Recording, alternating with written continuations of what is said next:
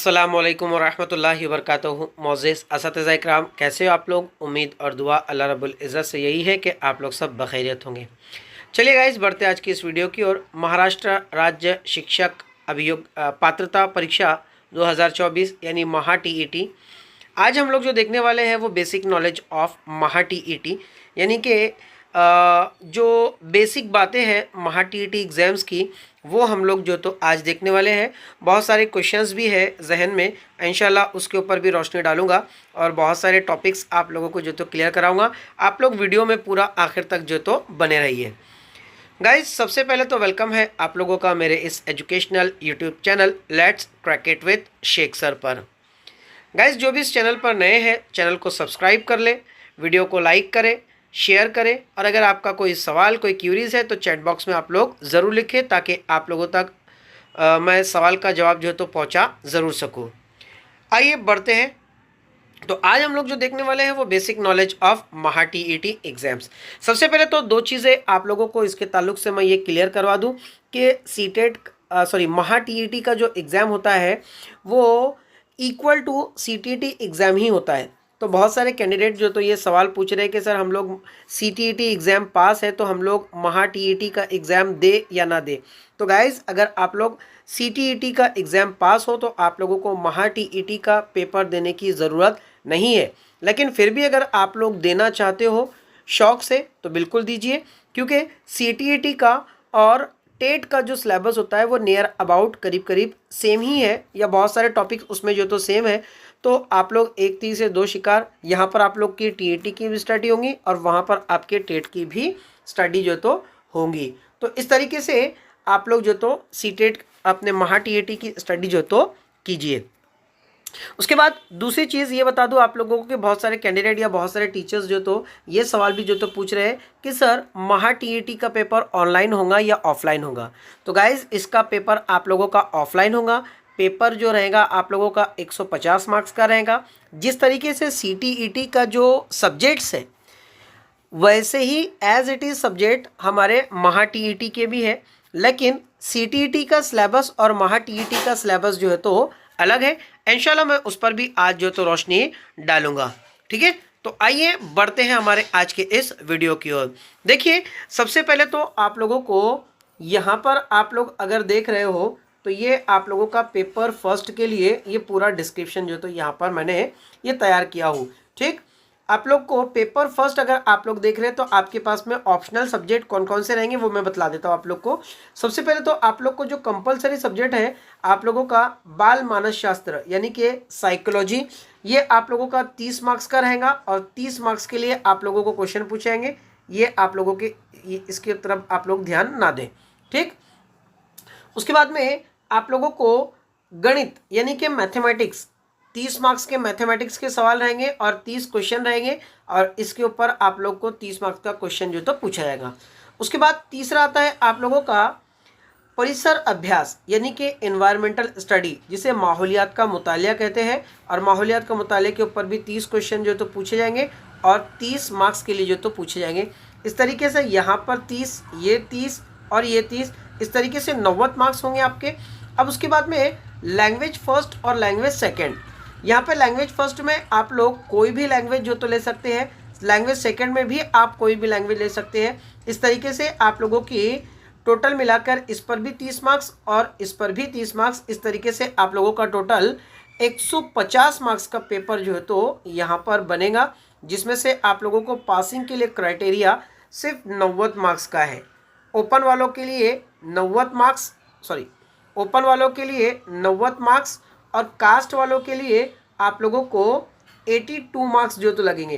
Cast है या EWS भी है तो आप लोगों को 82 मार्क्स जो तो पासिंग के लिए चाहिए होंगे।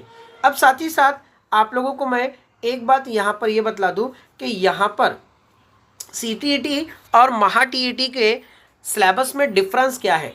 यहाँ पर आप लोग अगर बाल मानस शास्त्र देखें, मैथ्स देखें, गणित देखें, तो इसमें सीटीईटी में आप लोगों को 15 मार्क्स की पेडागोजी होती है और 15 मार्क्स का आप लोगों को कंटेंट होता है। लेकिन महा टीईटी में आप लोगों को जो पेडागोजी है वो आप लोग को देखने को नहीं मिलेंगी, यानी आप लोगों को पूरा 30 मार्क्स का जो थियरी का पेपर है वो थियरी के ऊपर आप लोग को कवर करनी रहेंगी।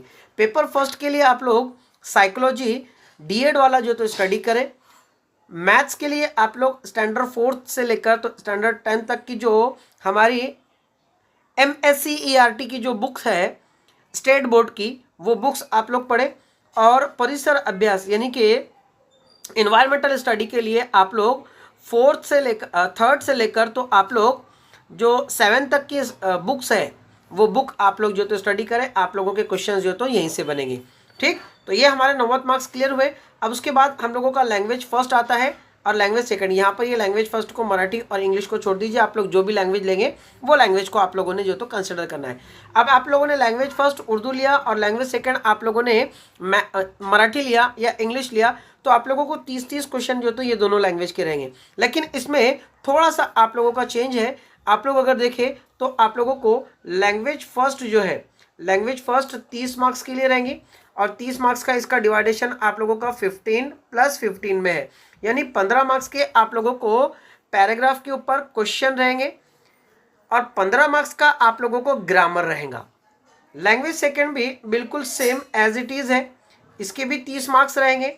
15 मार्क्स का आप लोगों को पैराग्राफ रहेंगे और 15 मार्क्स का आप लोगों को जो ग्रामर है वो ग्रामर रहेगा। इस तरीके से आप लोगों का टोटल ये 60 मार्क्स का क्वेश्चन जो तो यहाँ से बनेंगे और 60 मार्क्स में से आप लोगों को करीब करीब 30 मार्क्स का ग्रामर रहेगा और 30 मार्क्स का आप लोगों को क्या रहेगा, पैराग्राफ के ऊपर डिपेंडेंट क्वेश्चंस रहेंगे। ये था हम लोगों का पेपर फर्स्ट का। आइए पेपर सेकंड की तरफ बढ़ते हैं। पेपर सेकंड में 2 कैटेगरीज जो तो आप लोगों की ध्यान से रखिए। कला शाखा यानी कि आर्ट्स वाले स्टूडेंट्स, ये बीएड वाले स्टूडेंट्स के लिए है, या जिन लोगों का डीएड प्लस ग्रेजुएशन बीए या बीएससी हुआ है डीएड के साथ, वो लोग ये जो तो फॉर्म भर सकते हैं। अब यहाँ पर उन लोगों को भी 30 मार्क्स के लिए बाल मानस शास्त्र, जिसे हम लोग सीडीपी कह रहे हैं, साइकोलॉजी कह रहे हैं। उसके बाद में लैंग्वेज फर्स्ट, जैसा मैंने लैंग्वेज फर्स्ट पेपर फर्स्ट में बताया हो as it is. Language second जैसे पेपर में बताया हो वैसे ही। यहाँ पर इतिहास, ये जो इतिहास रहेगा आप लोगों को, इतिहास और भूगोल, तो ये इतिहास और भूगोल आप लोगों को 60 मार्क्स के लिए रहेगा।